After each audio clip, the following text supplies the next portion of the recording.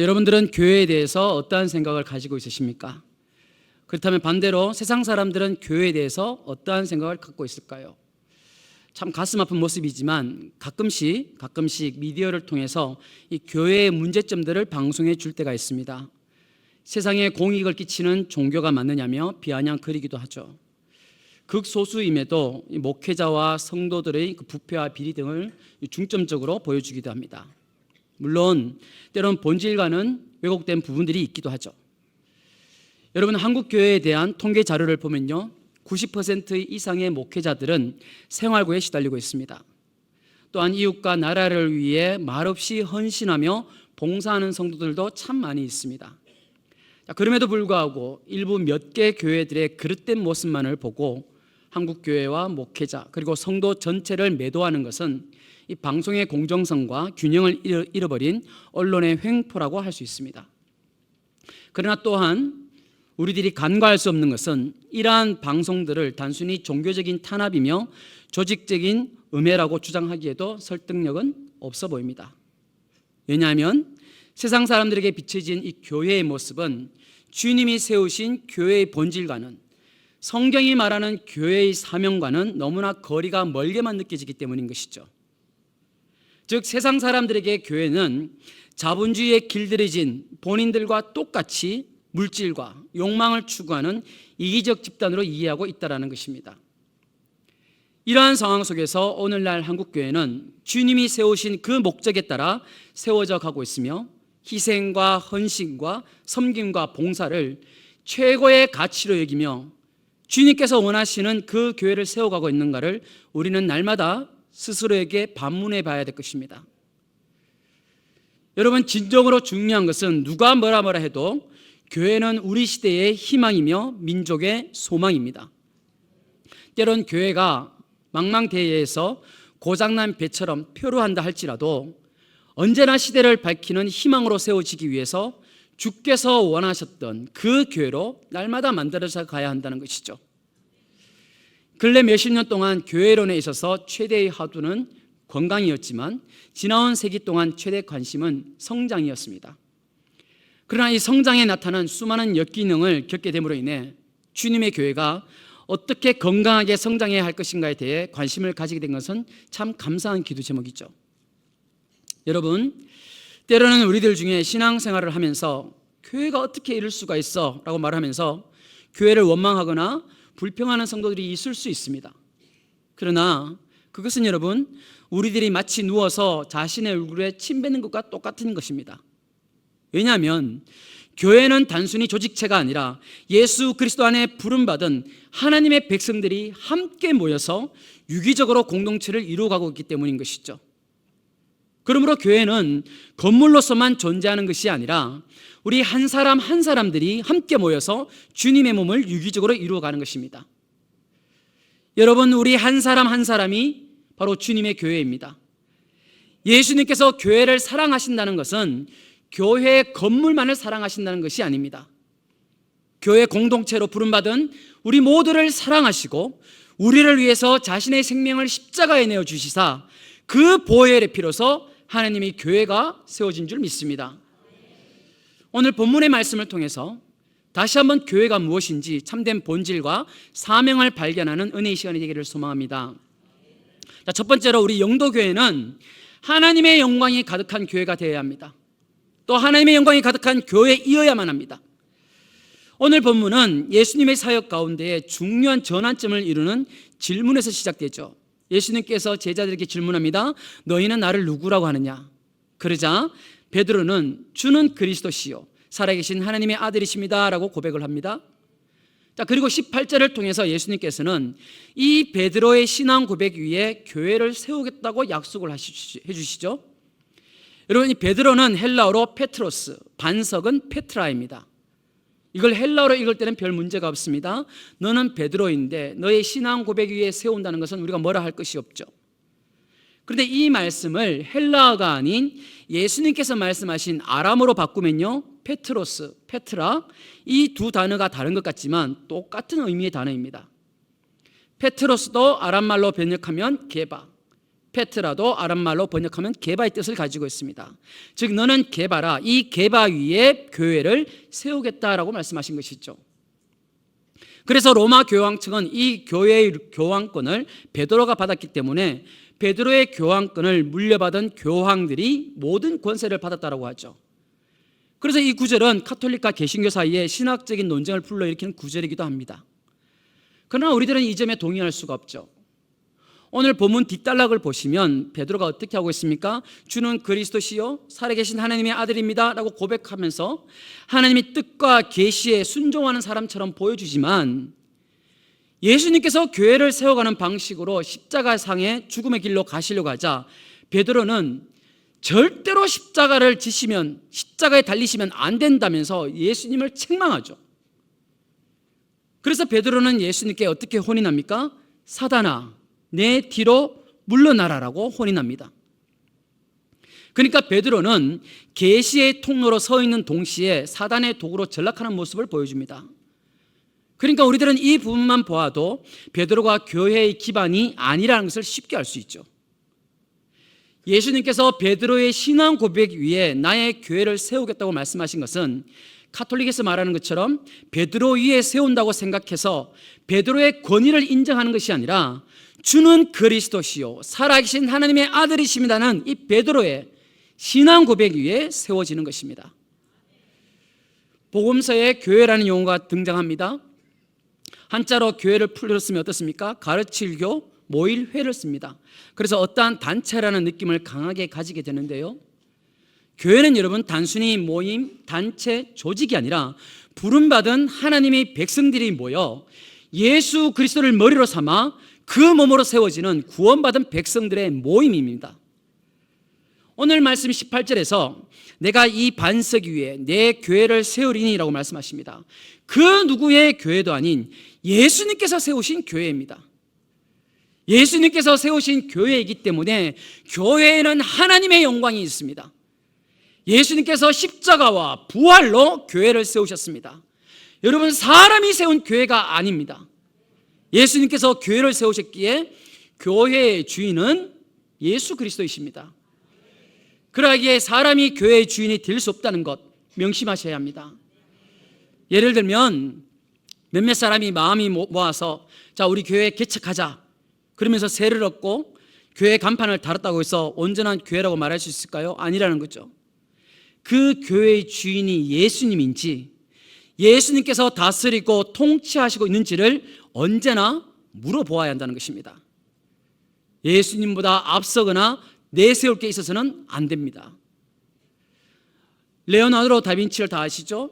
자, 이 사람이 예수님의 마지막 장면 최후의 만찬이라는 그림을 그려달라고 부탁을 받습니다. 근데 여러분, 그가 처음에 그린 그림은 지금 우리가 알고 있는 그 그림과 같지 않았습니다. 중앙에 계신 예수님께서 오른손에 컵을 들고 있는 그림으로 그렸다고 합니다. 자, 그림을 완성하고 난 뒤 친구를 불러서 그림을 보여주니까 친구가 그 컵을 가리키면서 말을 하기를 컵이 진짜처럼 보인다, 너무 잘 그렸다면서 감탄을 하는 것이죠.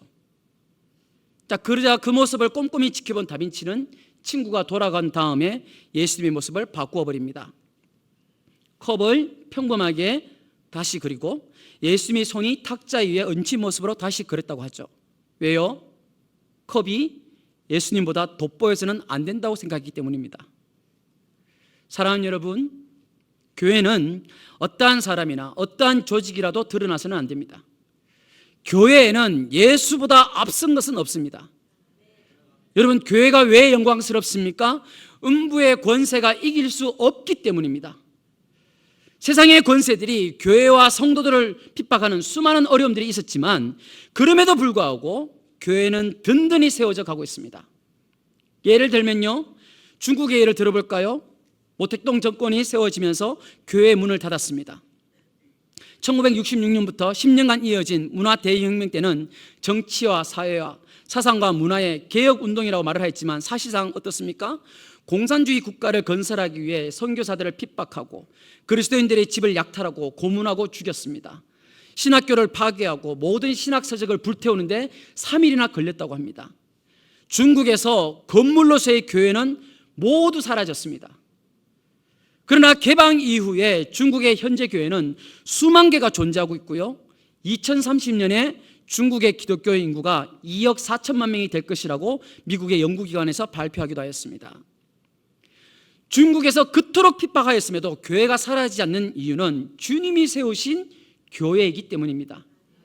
그러므로 교회는 음부의 권세가 이길 수 없는 것이죠.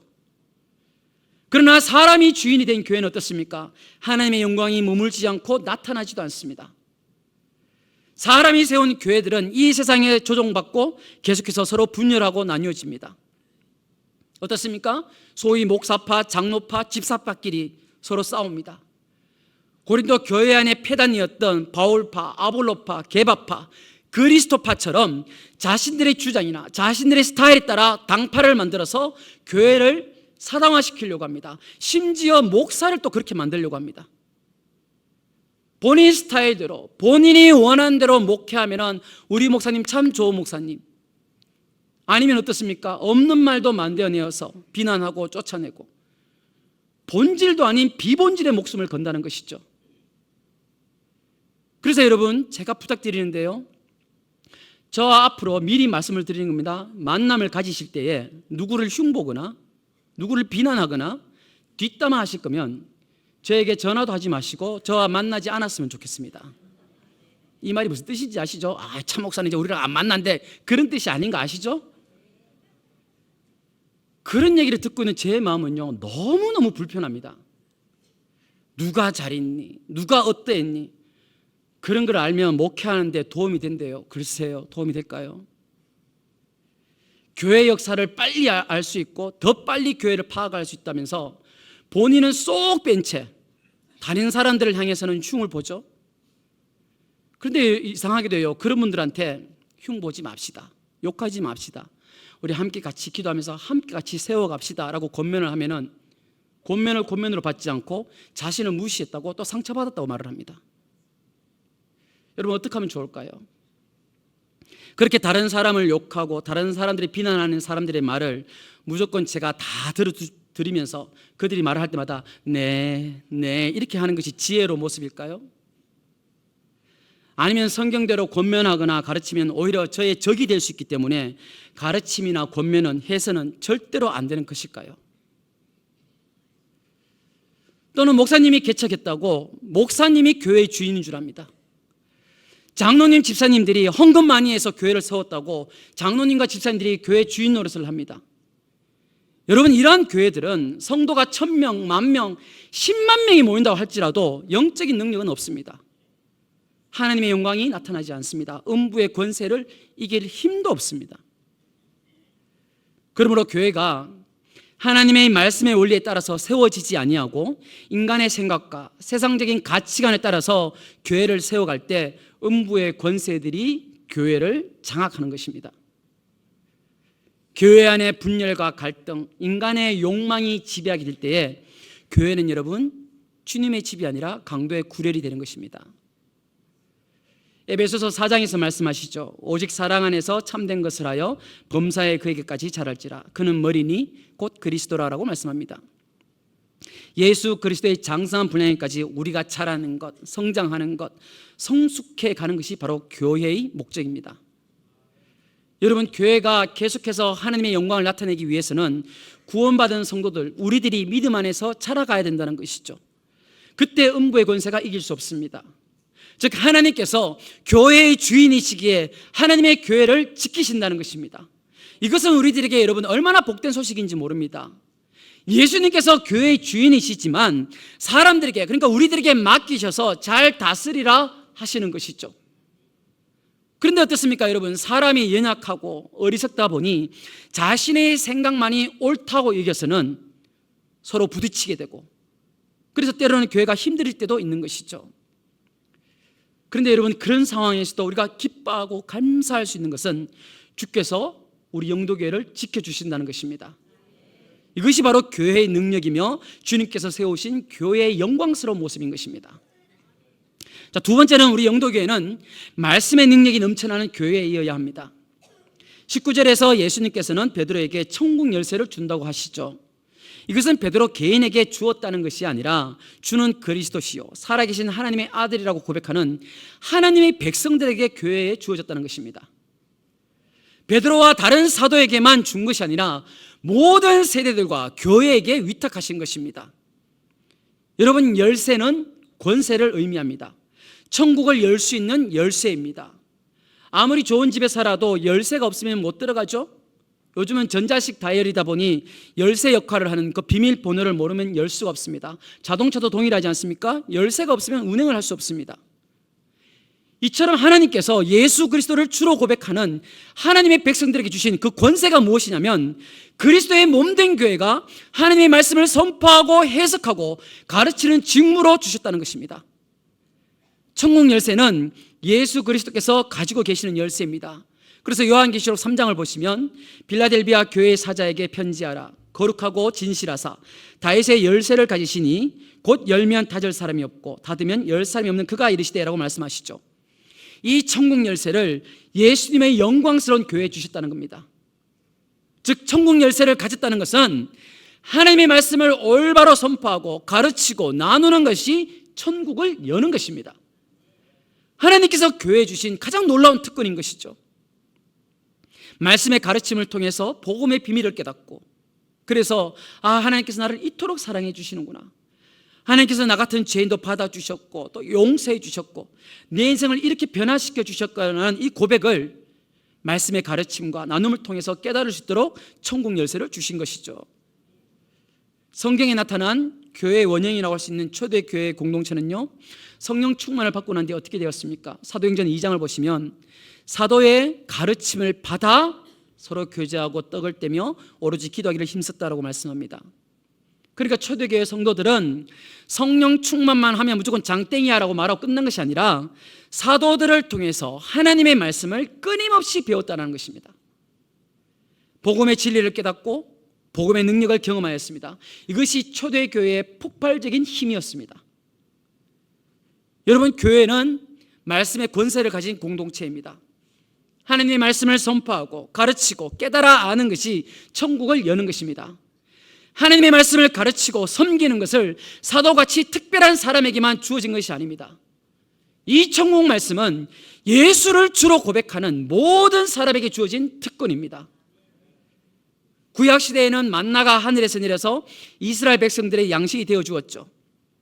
신명기 8장을 보시면 사람이 떡으로만 사는 것이 아니요 여호와 입에서 나오는 모든 말씀으로 사는 줄을 내가 알게 하려 하심이니라고 말씀합니다. 이것이 바로 만나를 주신 목적입니다.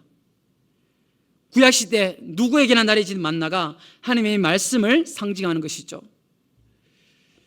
오늘날의 시대는 하나님의 말씀에 대한 간절함과 사모함이 있는 자에게 채워집니다.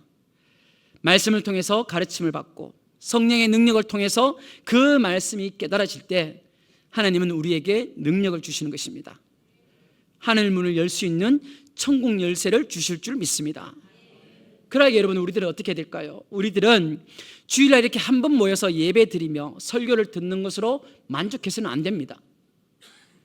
세일 모임을 통해서, 가정 예배를 통해서, 개인 큐티를 통해서 하나님 말씀을 배우고 익히고 또 나누고 또 채우심을 받아야 한다는 것이죠.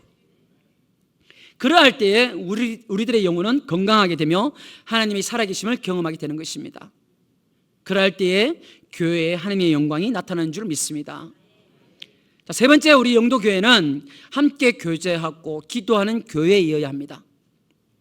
19절을 보시면 내가 천국 열쇠를 너에게 주르니 내가 땅에서 무엇이든지 매면 하늘에서도 매일 것이요 내가 땅에서 무엇이든지 풀면 하늘에서도 풀리리라고 말씀합니다. 자, 이 말씀은 너희가 땅에서 용서하면 하늘에서도 용서가 될 것이지만 그러나 용서하지 않으면 풀지 않고 단단히 매고 있으면 그대로 매여 있게 된다는 것이죠. 하나님께서 교회를 통해서 우리에게 주신 축복 가운데 하나는 예수 그리스도의 보혈을 통한 죄의 용서함입니다. 예수님에게 내 죄를 용서를 받는 것도 여러분 특권이지만 내가 또 누군가를 용서해 줄 수 있는 것도 여러분 특권인 것입니다. 천국의 열쇠는 용서할 수 있는 특권입니다. 그리스도인들이 예수 그리스도의 복음 안에서 서로 용서하며 함께 기도할 때에 하늘의 문이 열리게 되는 것이죠. 땅에서 풀면 하늘에서도 풀리게 됩니다. 두세 사람이 합심하여 땅에서 기도하면 하늘에서 매인 것을 풀어주시는 겁니다. 성령 안에서 함께 교제하고 용서하며 합심하여 기도할 때 하늘의 축복의 문을 열게 되는 것입니다. 그러니까 여러분, 영적인 교제라는 것은요, 무언가 신비로운 것을 경험하는 것만이 아니라 나와 함께하는 성도들의 필요를 채워주는 것입니다. 구원받은 성도들의 영적인 성장은 혼자서 이루어갈 수 없습니다. 그리스도 안에서 함께 교제하고 함께 기도하며 나눔과 섬김이 있을 때 성령의 역사가 나타납니다. 요즘은 다들 바쁘게 살다 보니 어떻습니까? 성도들 서로 간에도 피상적으로 할 때가 참 많이 있는 것 같습니다. 특히 교회 구성원들의 숫자가 많아지면 많아질수록 서로에 대해서 잘 알지를 못하죠. 또 서로에 대해서 알려고 하지도 않는 그런 시대를 우리는 살아가고 있습니다.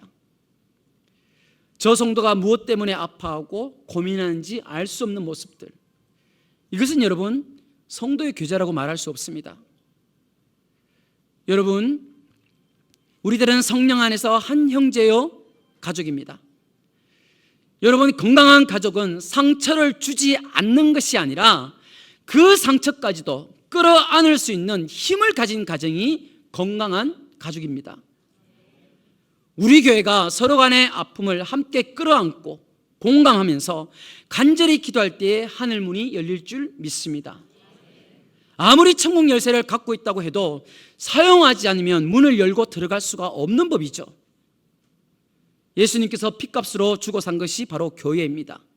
그래서 그 교회를 사랑할 수밖에 없죠. 너무 사랑하니까 보호할 수밖에 없죠. 그러니까 교회는 건물만이 아닙니다. 교회는 사람입니다. 하나님의 부르심에 구속함을 받고 예수 그리스도를 믿는 사람들, 예수를 주로 시인하는 사람들이 교회라는 것입니다. 여러분, 교회는 우주적이며 보편적입니다. 그러나 그와 동시에 영도교회에서 함께 예수 그리스도를 믿고 함께 예배를 드리는 우리 모두가 교회라는 것이죠. 그럼 이 건물은요, 예배당. 그래서 어르신들은 다들 아실 것입니다.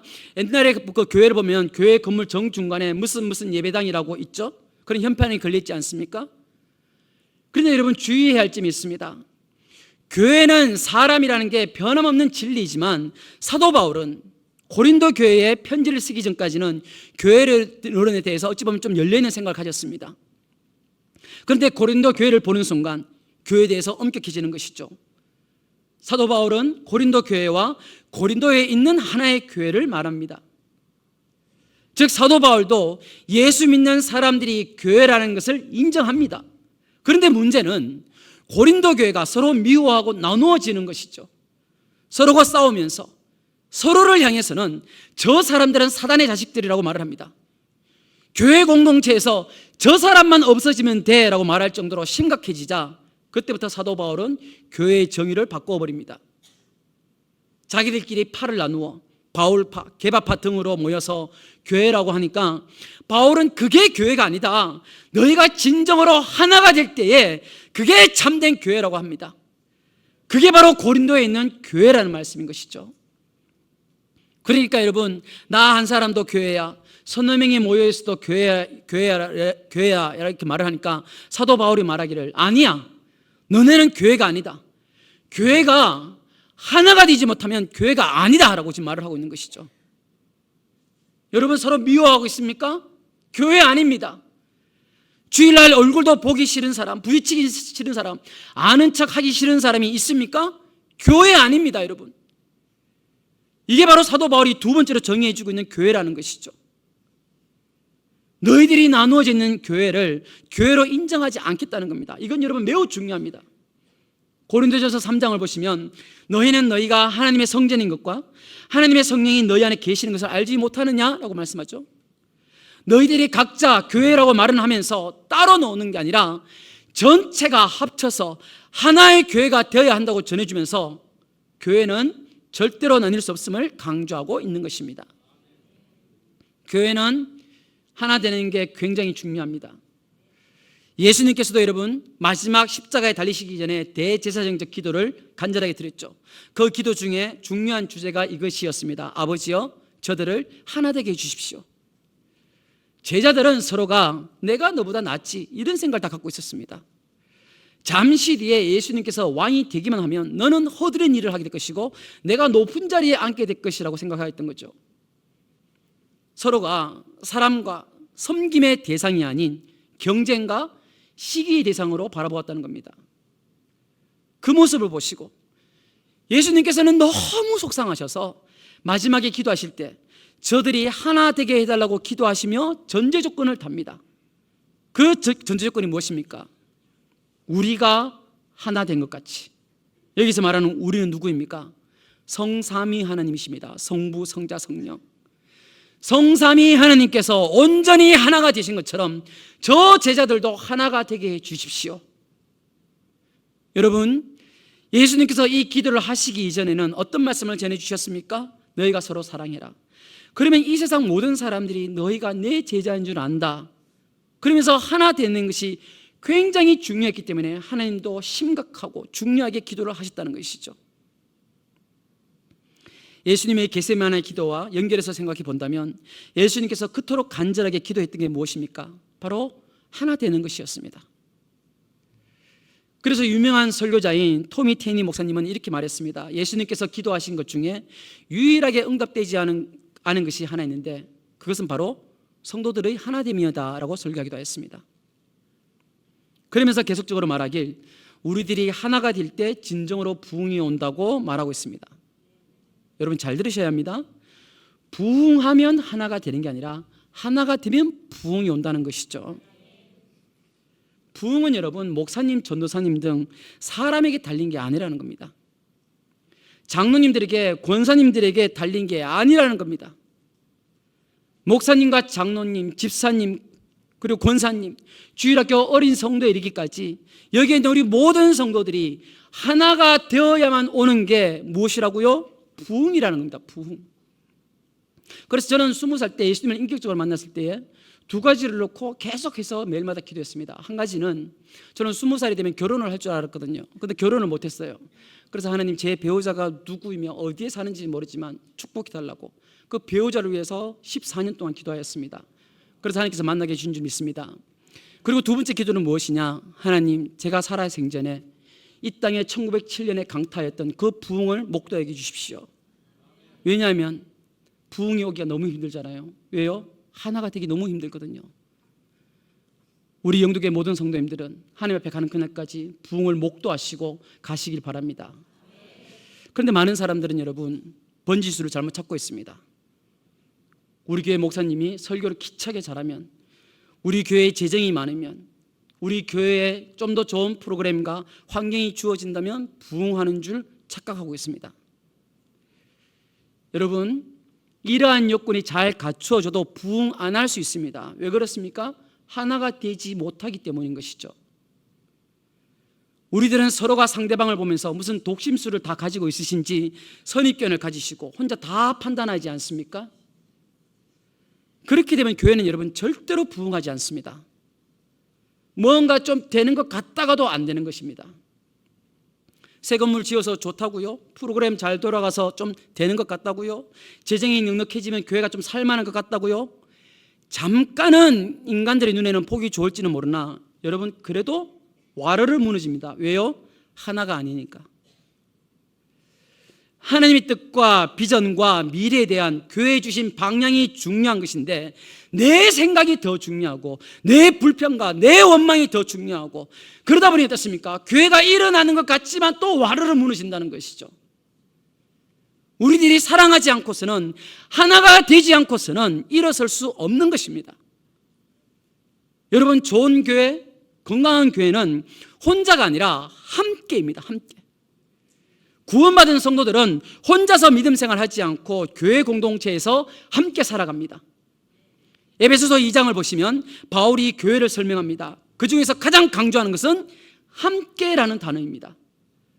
사랑하는 영도교회 가족 여러분, 건강한 교회, 행복한 성도가 되기 위해서는요, 함께 기쁨을 나누고 함께 슬픔을 나누며 함께 성공과 실패를 나눌 수 있는 셀과 전도회와 교회 공동체에 속하여서 땅에서 메었던 것을 함께 풀 때에 하늘에서도 풀려줄 줄 믿으시기 바랍니다. 혼자가 아니라 함께라는 마음으로 믿음의 삶을 우리가 감당해 갈 때에 우리들의 평생에 놀라운 영적 축복이 넘치게 될 줄 믿습니다. 자, 마지막으로 우리 영도교회는 복음을 전파하는 귀한 교회가 되어야 합니다. 예수 믿고 영접한 사람은 천국에 들어가게 됩니다. 예수님을 믿지 않고서는 그 누구도 하나님 나라에 들어갈 수가 없죠. 천국 열쇠를 교회에 맡기셨다는 것은 우리끼리 교제하고 우리끼리 은혜와 사랑을 나누는 공동체로만 남기 위함이 아닙니다. 예수 그리스도를 통해서 모든 영혼들이 하나님 나라의 백성이 되도록 하는 것입니다. 한 생명을 예수 그리스도를 통해서 하나님 나라의 백성이 되도록 한다는 것이죠. 한 생명을 예수 그리스도에게 소개하면 하늘문이 열리는 것이며 하늘의 상급을 쌓는 것이며 하늘의 별과 같이 영원토록 우리들을 빛나게 해주시는 것입니다. 여러분, 교회는 우리 자신만을 위해서 존재하지 않습니다. 세상을 위해서도 존재합니다. 그것이 하나님께서 교회를 세상에 두신 목적인 것입니다. 이 성남 땅에 영도교회를 주신 목적을 여러분 기억하셔야 합니다. 그래서 우리는 그 목적을 위해서 지금 전도축제를 준비하고 있지 않습니까? 그래서 저는 이 영도교회 왔을 때 왔는 그 첫날부터 매일마다 기도하는 게 있습니다. 여러 가지가 있지만 그 중에 하나가 무엇인지 아십니까? 하나님이 성남 땅에 있는 모든 사람들이 예수님을 믿고 주님 품으로 돌아오게 해주십시오. 이렇게 믿음 좋게 기도해야 되는데 저는 믿음이 연약해서 우리 성도님들 믿음이 너무 좋으신데 하나님 10%만 우리 교회에 보내주십시오. 나머지 90%는 각자 교회로 다 흩어져서 이 교회를 세우고 이 지역 땅을 회복시키게 해달라고 기도하고 있습니다. 성남 땅에 91만 명 10%만 우리 교회에 보내주십시오. 우리 교회 성도들 믿음이 너무 좋으니까 별로 아멘도 안 하잖아요.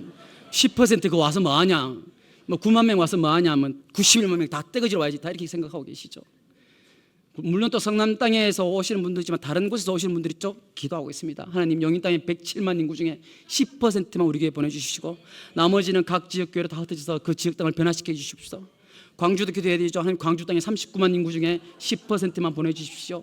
서울 인구도 축복해야 되지 않습니까? 저희 땅과 맞붙어 있잖아요. 하나님, 서초구에 40만 명, 강남구에 55만 명, 송파구 65만 명 중에 10%만 우리 교회에 보내주십시오. 나머지는 모두 다 교회에 가서 이 조국 땅을 변화시키는 귀한 성도들을 세워지게 해달라고 매일마다 기도하고 있습니다. 여러분, 교회를 산 속에 세우지 않습니다. 세상 중앙에 세워두십니다. 세상으로부터 부름받은 하나님의 백성들은 세상으로 보냄을 받는 파송이 되는 성도들임을 여러분 믿으시기 바랍니다. 마가복음 16장에 보시면 또 이르시되 너희는 온 천하에 다니며 만민에게 복음을 전파하라고 말씀하시죠. 주님께서 우리들에게 맡겨주신 마지막 명령임을 우리는 볼 수 있습니다. 바로 복음을 전하라는 그 귀한 사명을 교회에게 맡겨주신 것이죠. 우리를 통해서 많은 사람들이 천국 문을 여는 하나님의 자녀가 되어야 하는 것입니다. 여러분, 우리 속에는 예수 그리스도의 생명이 있습니다. 생명이 있으면 생명의 역사가 나타나기 마련입니다. 우리 가운데 하나님께서 함께 하심과 내 속에 나타난 하나님의 증거를 보여주는 것이 바로 복음 전파인 것입니다. 여러분, 교회는 주님 오시는 날까지 전도의 사명을 감당해야 합니다. 그럼에도 불구하고 부름받은 성도들이 복음을 전하는 사명에 관심을 두지 않는 것은 복음에 대해서, 예수 그리스도에 대해서 잘 알지 못하기 때문인 것이죠. 복음은 모든 믿는 자에게 구원을 주시는 능력입니다. 복음의 진리를 계속해서 배우고 깨달으면 자동적으로 주님이 나와 함께 하심을 전할 수밖에 없습니다. 이것이 바로 여러분 교회가 받은 사명인 것입니다. 교회는 이 세상에 하나님을 모르는 영혼을 위해서 존재합니다. 그러하기에 주님 오시는 날까지 쉬지 않고 계속해야 할 사역은 바로 영혼 구원인 것이죠. 한 영혼이라도 구원받아야 할 사람이 있다면 그것은 바로 우리 영도교회가 존재하는 이유인 것입니다. 우리들이 바로 이 사명을 위해서 부름받은 줄 믿으시기 바랍니다. 자, 오늘 말씀을 한번 정리해 볼까요? 에베소서는 교회의 몸이 되신 그리스도, 교회를 말씀해 줍니다. 교회에 대한 정의를 잘 알려주고 있죠. 에베소서 1장 말씀을 특별히 보시면요, 교회는 그의 몸이니 만물 안에서 만물을 충만하게 하시는 이의 충만함이라고 말씀합니다. 좀 어렵게 들리시는데요, 이 헬라어 원문을 정직하게 번역하면 이런 뜻이 됩니다. 교회가 그리스도를 충만하게 한다라는 말씀이에요. 여러분, 이 말씀은 놀랍게 받아들이시고 충격으로 느끼셔야 됩니다. 예수 그리스도가 교회를 충만하게 하는 것이 아니라 교회가 그리스도를 충만하게 한대요. 이 말씀은 예수 그리스도가 나를 충만케 하시는 골로새서의 그 관점도 맞지만 반대로 내가 그리스도를 충만하게 해드린다는 겁니다. 이 말은 하나님께서는 이 땅을 충만하게 할 때에 우리들을 사용해 주신다는 말씀인 것이죠. 자, 다른 말로 바꾸면요, 우리 없이는 이 땅이, 세상이 충만해지지 않는다는 것입니다. 좀 더 적용하자면 영도교회가 교회로서 올바르게 서 있지 않으면 성남을 비롯한 이 조국 땅에 하나님의 충만함이 있을 수 없다라는 것입니다. 말뜻 이해되시죠? 즉 우리가 가정에서, 직장에서, 교회에서 어떻게 사느냐에 달렸다는 것입니다. 너희들이 정말로 정직하게 하나님의 말씀대로 순종하고 사랑으로 서로서로 섬기고 그리고 너희들이 하나님의 은혜의 통로인 것을 인식한다면 우리를 통해서 세상을 변화시킬 수 있다는 것입니다.